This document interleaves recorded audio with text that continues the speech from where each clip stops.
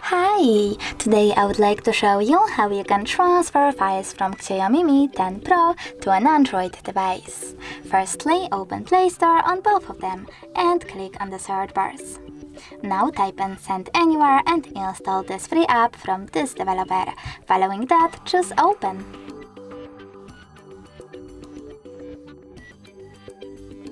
Now click on I accept, confirm, continue and allow. Then we need to wait for this one to download and do the same. So I accept. Then confirm, continue, allow. Now you need to select Send on Xiaomi and Receive on an Android. Following that, tap on all of those dots and choose Send. This way you'll select all of those files and transfer them later on. It will take a long time though, so I will go with only one file, like that one. Choose Send and tap on Got it. As you can see from here, we have the connection ways. We can input this key here, 527610, and tap on Receive or Scan QR code.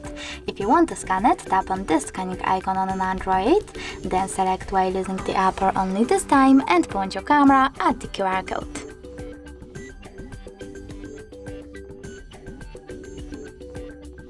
And now as you can see, my file was successfully sent. Thanks so much for watching. If you enjoyed this video, smash that like button, comment and subscribe. Bye!